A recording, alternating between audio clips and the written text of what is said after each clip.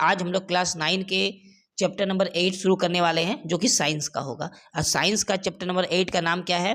बल तथा गति के नियम। तो बल तथा गति का नियम जो आपका साइंस का चैप्टर है, इसके सारे ऑब्जेक्टिव क्वेश्चन को हम लोग सॉल्व करने वाले हैं। आपका जो एग्जाम होने वाला है ऑब्जेक्टिव का, अगर प्रत्येक चैप्टर का ऑब्जेक्टिव क्वेश्चन आप सॉल्व करके जाइएगा तो जो आपका सेट आएगा उससे 100% आप सारा क्वेश्चन बना के आइएगा। तो आप अगर पहली बार आए तो जल्द से जल्द आप सब्सक्राइब कर लीजिए, आपको बहुत बेनिफिट होने वाला है। चलिए देर ना करते हुए हम लोग सीधे ऑब्जेक्टिव क्वेश्चन को देखते हैं। चलिए तो पहले क्वेश्चन पे चलते हैं। पहले तो इसका पहला क्वेश्चन क्या लिखा है आप देख पा रहे होंगे। पहला क्वेश्चन, पहले आपको समझना है क्वेश्चन को, फिर आपको आंसर बताना है। लिखा हुआ निम्नलिखित में कौन बल का कार्य है? देखिए बल, पहला ऑप्शन में दिया हुआ चाल में परिवर्तन कर देगा बल। बल लगने से ही किसी का भी चाल में परिवर्तन हो सकता है। दूसरा ऑप्शन में लिखा है वस्तु की गति की दिशा में परिवर्तन कर देगा, जरूर करेगा, बिना बल का किसी का भी डायरेक्शन चेंज नहीं किया जा सकता। और तीसरा ऑप्शन में लिखा है किसी का भी आकृति परिवर्तित कर सकता है, यानी चाल भी बदल सकता है, डायरेक्शन भी बदल सकता है, यानी दिशा भी बदल सकता है और आकृति भी बदल सकता है। तो आंसर क्या होना चाहिए? उपयुक्त सभी। यानी क्वेश्चन नंबर जो 1 है इसका सही आंसर ऑप्शन डी होगा, उपरोक्त सभी। चलिए नेक्स्ट क्वेश्चन पे चलते हैं हम लोग। क्वेश्चन नंबर 2 में आपका ऑब्जेक्टिव जो क्वेश्चन पूछा जाएगा ना, आप अच्छे से इस सारे चैप्टर के ऑब्जेक्टिव क्वेश्चन को आप करके जाइएगा, क्योंकि सारा ऑब्जेक्टिव आपको मेरे चैनल पे मिल जाएगा सारे चैप्टर का, ठीक है। चलिए दूसरा क्वेश्चन देखिए क्या लिखा है। लिखा है निम्नलिखित में कौन सदिश राशि है? देखिए 2 राशि आपको याद करना है, उनमें से कुछ राशि को अदिश और कुछ को सदिश कहा जाता है, ठीक है। तो यहाँ पर जो क्वेश्चन नंबर 2 है इसका सही आंसर होगा ऑप्शन डी, बल। बल एक सदिश राशि है, बाकी जो ऑप्शन ए, बी और सी है ये अदिश राशि है, बस याद कर लेना है आपको। नेक्स्ट देखिए क्वेश्चन नंबर 3। क्वेश्चन नंबर 3 में लिखा हुआ बिंदु जिस पर बल लगता है उसे क्या कहते हैं? ठीक है, तो बल लगने वाले बिंदु को हम लोग लगाव बिंदु कहते हैं, यानी ऑप्शन डी हो जाएगा। क्वेश्चन नंबर 3 का सही आंसर ऑप्शन डी हो जाएगा। चलिए नेक्स्ट देखते हैं क्वेश्चन नंबर हम लोग 4 को। देखिए क्वेश्चन नंबर 4 में लिखा है किसी वस्तु पर लगने वाले सभी बलों का परिणामी बल यदि शून्य है तो उसे कहते हैं। अगर परिणामी बल पूरा शून्य हो जाए, परिणामी बल क्या हो जाए? 0 हो जाए, तो उस पर जो बल लगेगा वो एक संतुलित बल लगेगा। क्या लगेगा? संतुलित बल। परिणामी बल शून्य का मतलब मान लिया जाए कोई एक ऑब्जेक्ट है, ये कोई वस्तु है, इधर से भी जितना बल लगेगा इधर से भी उतना ही बल लगेगा। अगर दोनों परिणामी बल अगर मान लिया जाए क्या हो जाए? शून्य हो जाए, तो इसका जो संतुलन है वो क्या हो जाएगा? 0, यानी संतुलित बल कहलाएगा। तो हम लोग का जो क्वेश्चन नंबर 4 इसका सही आंसर क्या हो जाएगा? ऑप्शन बी हो जाएगा, संतुलित बल। चलिए नेक्स्ट क्वेश्चन को हम लोग देखते हैं, समझते हैं। नेक्स्ट क्वेश्चन है क्वेश्चन नंबर 5 में। देखिए इसमें लिखा हुआ है यदि परिणामी बल 5 न्यूटन है तो किस प्रकार का बल होगा? अगर केवल 5 ही बल लग रहा है, ठीक है, तो वो असंतुलित बल होगा, क्योंकि एक तरफ से अगर 5 न्यूटन का बल लग रहा तो इधर से तो कुछ भी बल नहीं है, मतलब 0 है, तो बल कभी भी संतुलित तो हो नहीं सकता ना, असंतुलित बल रहेगा, इधर ज्यादा लगेगा। इसीलिए हम लोग का आंसर होगा ऑप्शन सी। चलिए नेक्स्ट क्वेश्चन नंबर देखिए 6। क्वेश्चन नंबर 6 में लिखा चित्र में दिया गया बल किस प्रकार का बल है? इधर से 5 न्यूटन का बल लग रहा है, इधर से 15, दोनों तरफ अलग अलग न्यूटन का बल लग रहा है, तो ये एक असंतुलित बल होगा, यानी क्वेश्चन नंबर 6 का सही आंसर ऑप्शन बी होगा, ठीक है। चलिए इसके बाद देखते हैं क्वेश्चन नंबर 7 को। क्वेश्चन नंबर 7 में लिखा हुआ है गति उत्पन्न होता है। गति कैसे उत्पन्न होगा? असंतुलित बल से, क्योंकि संतुलित बल अगर लगेगा तो गति उत्पन्न नहीं हो सकता है, वो जहां है वस्तु वहीं रुक जाएगा, ठीक है। इसीलिए जब गति उत्पन्न करना हो या दिशा में परिवर्तन करना हो तो बल तो लगेगा, लेकिन असंतुलित बल लगेगा, यानी क्वेश्चन नंबर 7 का सही आंसर ऑप्शन बी हो जाएगा। क्लियर है यहाँ तक? चलिए next question number 8। Question number 8 में लिखा हुआ है निम्नलिखित में कौन असंपर्क बल है? ठीक है, आपको बताना है कौन सा इसमें से असंपर्क बल है। तो क्वेश्चन नंबर 8 का सही आंसर होगा चुंबकीय बल। इसको संपर्क की जरूरत नहीं है। चुंबकीय बल, मान लिया जाए एक लोहा है, यहाँ चुंबक है, ये इसको अट्रैक्ट कर लेगा, चुंबक को अपनी ओर, है ना, अपनी ओर क्या कर लेगा? अट्रैक्ट कर लेगा, इसको संपर्क का जरूरत नहीं है, दूर से ही खींच लेगा, इसलिए चुंबकीय बल एक असंपर्क बल है। Question number 9। क्वेश्चन नंबर 9 में लिखा है वस्तु का वह गुण जिसके कारण वह अपनी स्थिति को बनाए रखना चाहता है उसे जड़त्व कहते हैं, यानी ऑप्शन ए इसका सही आंसर हो जाएगा क्वेश्चन नंबर 9 का, ठीक है। जैसे मान लिया जाए कोई ट्रक है, वो अपनी स्थिति पे चुपचाप खड़ा है क्योंकि उसका जड़त्व है ना, जब तक उस पर बल न लगाया जाए तब तक वो अपने स्थान से नहीं घसकेगा। चलिए क्वेश्चन नंबर हम लोग अब 10 को देखते हैं। देखिए क्वेश्चन नंबर 10, इसमें लिखा हुआ है जब बाहरी असंतुलित बल शून्य है तब त्वरण का मान भी क्या हो जाएगा? शून्य हो जाएगा, यानी ऑप्शन ए इसका सही आंसर है। Next question number 11।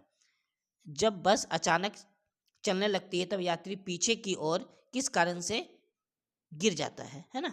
जब बस अचानक चलती है तो पीछे की ओर इंसान गिर जाता है, उसका कारण क्या है? उसका कारण है विराम के जड़त्व के कारण, यानी ऑप्शन बी इसका सही आंसर होगा, विराम के जड़त्व के कारण। Next question number 12। Question number 12 में लिखा है वस्तु का जड़त्व उसके माप है। किसकी माप है? द्रव्यमान की, यानी वजन एक तरह से होता है ना। जितना भी द्रव्यमान अधिक होगा जिस वस्तु का, उसका जड़त्व उतना ही अधिक होगा। अगर आपसे पूछा जाए कि एक ट्रेन का जड़त्व और एक कार का जड़त्व में किसका जड़त्व अधिक है, तो जिसका द्रव्यमान अधिक है, ट्रेन का द्रव्यमान अधिक होगा कार की तुलना में, तो जो ट्रेन है उसकी जड़त्व अधिक होगा किसकी तुलना में? कार की तुलना में। ठीक है, तो इस तरह आपको समझना है। चलिए नेक्स्ट क्वेश्चन, क्वेश्चन नंबर 13। चलिए इसमें एक मैथ है, देखिए बहुत इजी मैथ है। इसमें बोला गया है कि एक वस्तु ए का द्रव्यमान 15 kg है और दूसरे वस्तु बी का द्रव्यमान 25 kg है, तो किसका जड़त्व अधिक होगा? जिसका भी द्रव्यमान अधिक होगा उसका जड़त्व भी अधिक होगा। तो वस्तु बी का द्रव्यमान 25 kg है और वस्तु ए का 15 kg, यानी वस्तु बी का द्रव्यमान अधिक है तो वस्तु बी का भी जड़त्व अधिक होगा। यानी क्वेश्चन नंबर 13 का सही आंसर क्या होगा? ऑप्शन बी होगा। ठीक है, चलिए नेक्स्ट क्वेश्चन नंबर 14। इसमें लिखा है बल का मात्रक है। देखिए बल का जो मात्रक होता है वो होता है न्यूटन। बल का मात्रक क्या होता है? न्यूटन, यानी ऑप्शन ए इसका सही आंसर होगा। Question number 15। क्वेश्चन नंबर 15 में लिखा हुआ है केजी मीटर पर सेकंड स्क्वायर का मात्रक है। ये किसका मात्रक है आपको बताना है। तो अभी हम लोग देखें कि बल का जो मात्रक होता है वो क्या होता है? न्यूटन होता है ना।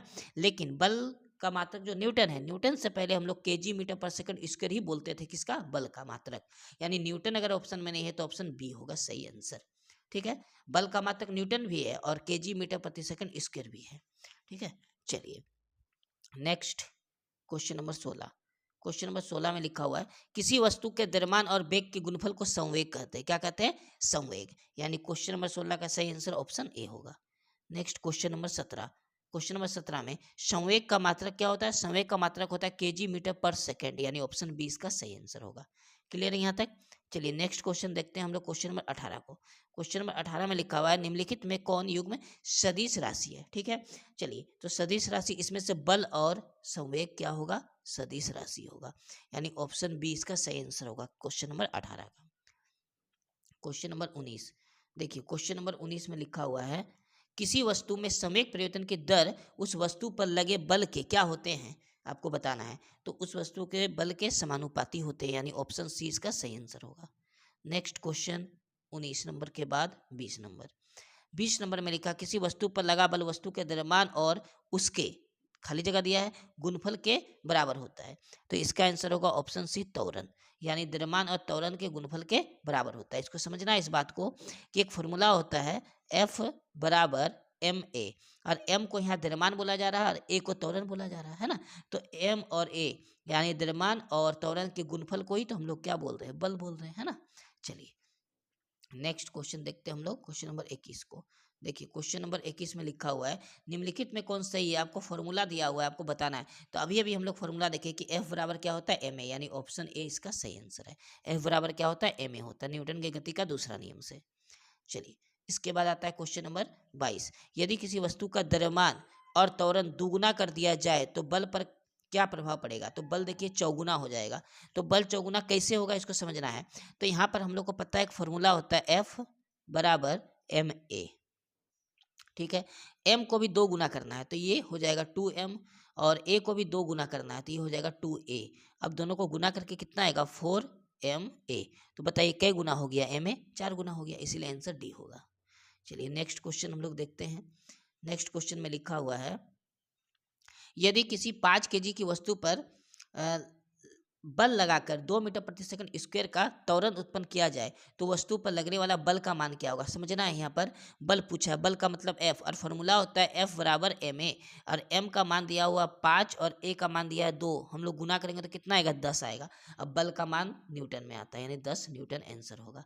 तो बताइए कौन सा ऑप्शन होना चाहिए? तो ऑप्शन नंबर बी होना चाहिए। ठीक है, चलिए नेक्स्ट क्वेश्चन को देखते हैं हम लोग। देखिए इसमें लिखा है क्रिकेट के मैदान में बॉल को पकड़ते समय खिलाड़ी हाथ पीछे करता है क्योंकि, अब आपको बताइए पीछे क्यों करता है? क्योंकि हाथ पर लगने वाला चोट कम हो, इसीलिए करता है पीछे, यानी ऑप्शन बी इसका सही आंसर होगा। चलिए next question, question number 25। Question number 25 में क्या लिखा है? इसमें लिखा है न्यूटन के गति के किस नियम को मूल नियम कहते हैं? ठीक है, तो इसका सही आंसर हो जाएगा ऑप्शन बी, है ना, दूसरा नियम। कौन सा नियम? दूसरा। यहाँ द्वितीय लिखा है, द्वितीय का मतलब ही तो दूसरा नियम होता है ना। ठीक है, चलिए नेक्स्ट क्वेश्चन 25 हो गया। 26 नंबर देखिए, 26 नंबर क्वेश्चन में लिखा हुआ है क्रिया तथा प्रतिक्रिया हमेशा, यहाँ खाली जगह है, फिर खाली जगह है, आपको दो ऑप्शन इसमें, एक कोमा होना चाहिए एक्चुअली में, है ना, सब में क्या होना चाहिए? कोमा या और होना चाहिए, और तो दिया हुआ है, तो इसका सही आंसर क्या हो जाएगा? इसका सही आंसर ऑप्शन ए हो जाएगा। ठीक है, क्रिया तथा प्रतिक्रिया हमेशा बराबर और विपरीत दिशा में होते हैं, बराबर होते हैं लेकिन विपरीत दिशा में होते हैं। नेक्स्ट क्वेश्चन है 27 नंबर। इसमें लिखा है जब कोई वस्तु दूसरी सतह पर चलने की चेष्टा, ठीक है, करती है तो संपर्क में आने वाले सतह के बीच लगने वाले बल को क्या कहते हैं? तो लगने वाले बल को घर्षण बल कहते हैं।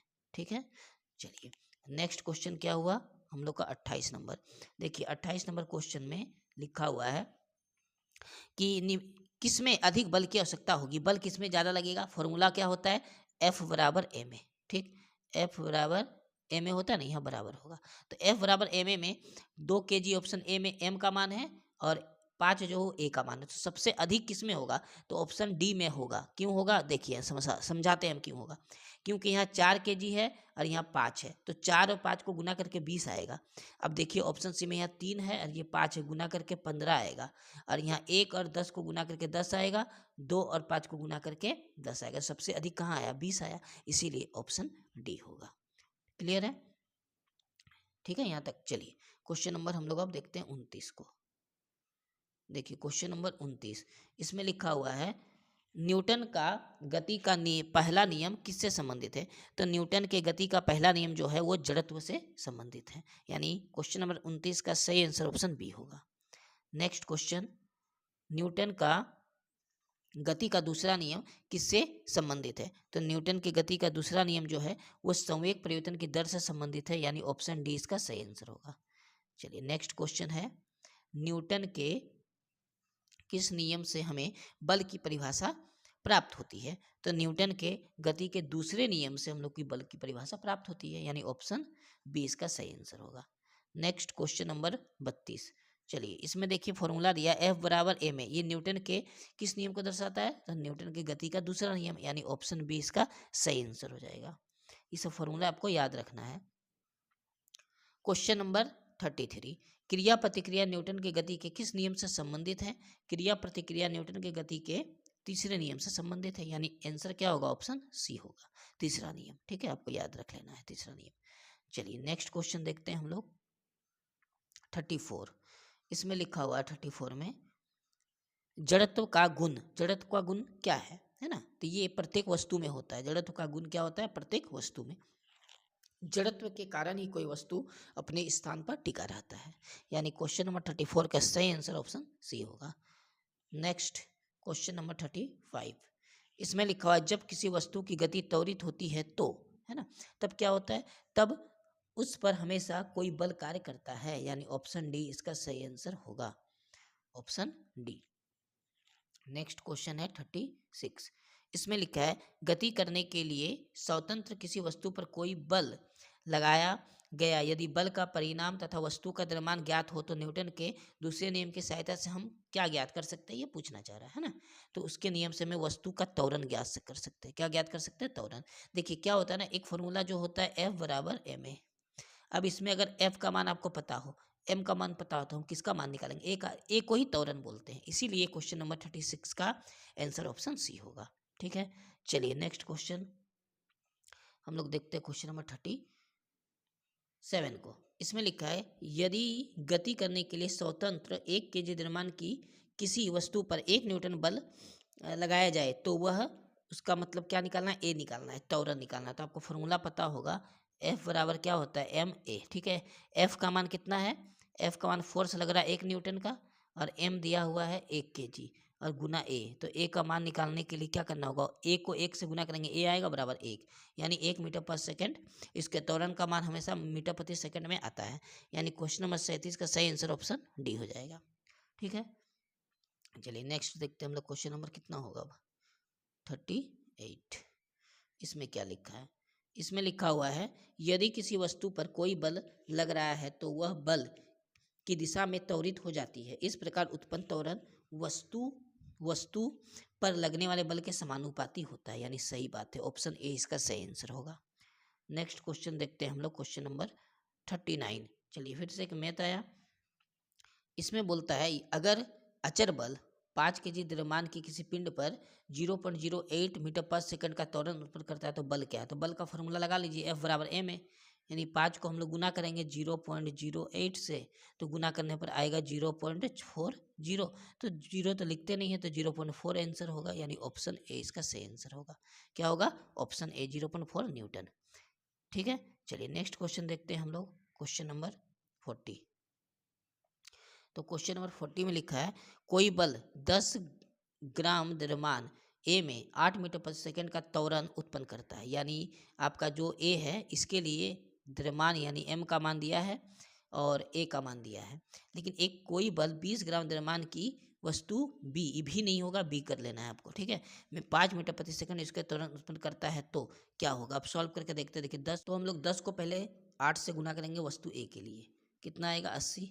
उसी प्रकार 20 को गुना करेंगे 5 से वस्तु बी के लिए, तो कितना आएगा? 100, यानी वस्तु बी अधिक है, तो ऑप्शन बी इसका सही आंसर होना चाहिए। ए की अपेक्षा बी पर बड़ा बल लगा है। ठीक है, जिसका मान ज़्यादा होगा उसी में बड़ा बल लगेगा, तो हम लोग का आंसर ऑप्शन बी हो जाएगा क्वेश्चन नंबर 40 का। Question number 41।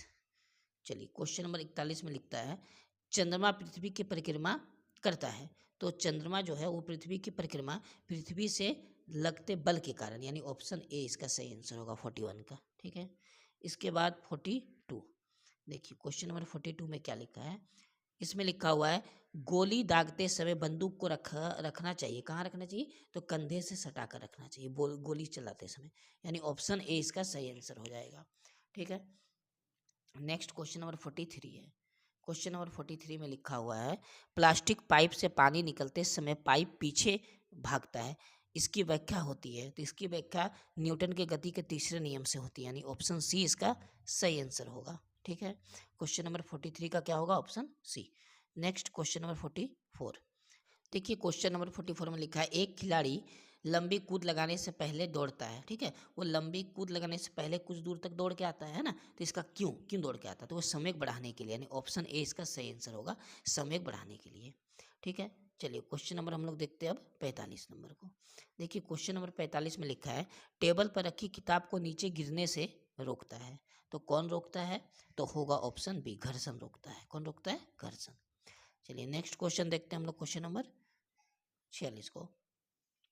इसमें लिखा है पृथ्वी और चंद्रमा के बीच लगता है, तो पृथ्वी और चंद्रमा के बीच क्या लगता है? असंपर्क बल लगता है इन दोनों के बीच। ठीक है, चलिए नेक्स्ट क्वेश्चन, क्वेश्चन नंबर 47। चलिए इसमें लिखा है संवेग संरचना का नियम लागू होता है, तो संवेग संरचना का नियम लागू होता है सभी घटनाओं के लिए लागू होता है, यानी ऑप्शन डी इसका सही आंसर होगा। चलिए नेक्स्ट क्वेश्चन हम लोग देखते हैं, क्वेश्चन नंबर 48 को, है ना। Question number 48। देखिए क्वेश्चन नंबर 48 में लिखा हुआ है किसी वस्तु का संवेग, ठीक है, किसी वस्तु का संवेग द्रव्यमान और वेग दोनों पर निर्भर करता है, यानी ऑप्शन सी इसका सही आंसर हो जाएगा। ठीक है, ऑप्शन सी। नेक्स्ट देखते हैं हम लोग क्वेश्चन नंबर 48 को। क्वेश्चन नंबर 48 में लिखा हुआ है घर्षण बल किस दिशा में कार्य करता है? ठीक, तो जो घर्षण बल है ये वस्तु को धकेलने की विपरीत दिशा में कार्य करता है, उल्टा, है ना। अगर मान लीजिए कोई वस्तु आप इधर धक्का दीजिएगा तो घर्षण इधर लगेगा। ठीक है, अपोजिट डायरेक्शन में लगता है। चलिए नेक्स्ट क्वेश्चन देखते हैं हम लोग, क्वेश्चन नंबर 50, जो हम लोग का आखिरी क्वेश्चन होगा। ठीक है, चलिए क्वेश्चन नंबर 50। हम लोग 50 ऑब्जेक्टिव क्वेश्चन को प्रत्येक चैप्टर का सॉल्व करने वाले हैं। इसके बाद हम लोग एक सेट को सॉल्व करेंगे पूरा, जो एग्जाम से पहले हम उस सेट को सॉल्व करवाएंगे जो एग्जाम में डायरेक्ट पूछा जाएगा उससे क्वेश्चन। इसीलिए आप अच्छे से इस वीडियो को भी देख के जाइएगा और उस वीडियो को भी। चलिए क्वेश्चन नंबर 50 में क्या लिखा है? तो क्वेश्चन नंबर 50 में लिखा अगर दो आनत तल का झुकाव समान हो तो एक कांच की गोली एक आनत तल से छोड़ने पर दूसरे आनत तल पर कितनी दूरी चढ़ेगी? क्या बोला है समझना है। ये एकदम प्लेन है, इधर से एक डाउन किए, एक इधर से डाउन किए, और यहाँ से अगर एक कांच का गोली छोड़ दे तो कांच का गोली ये आएगा नीचे, तो ये कहाँ तक ऊपर, यहाँ तक तो आएगा, फिर वापस वो कहाँ तक चढ़ेगा वो आपसे पूछा है। जस्ट इसके सीधा में ही चढ़ेगा, कहाँ तक चढ़ेगा ये पूछा है ना। इधर से अगर हम गिराए तो गोली इधर तक कहाँ तक चढ़ेगा ये आपसे पूछा है, ठीक है। चलिए तो इसका आंसर क्या हो जाएगा, तो इसका आंसर आप बताइए। इसका आंसर हो जाएगा ऑप्शन ए, समान दूरी पर। अभी चित्र बना के दिखाए थे ना, एकदम समान दूरी पर चढ़ेगा। क्लियर है यहाँ तक। चलिए तो हम लोग का टोटल 50 क्वेश्चन सॉल्व हो चुका है ना। 50 ऑब्जेक्टिव क्वेश्चन सॉल्व हो गया। इसके बाद वाला चैप्टर का ऑब्जेक्टिव क्वेश्चन को हम लोग सॉल्व करेंगे। आप अगर पहली बार चैनल पे आए तो पहले चैनल को सब्सक्राइब कर लीजिए, क्योंकि आपको किसी प्रकार का अगर एग्जाम से संबंधित नोटिस आता है या कोई भी अपडेट होता है तो इस चैनल पर आपको सबसे पहले मिल जाएगा। चलिए तो मिलते हैं नेक्स्ट वीडियो में। जय हिंद।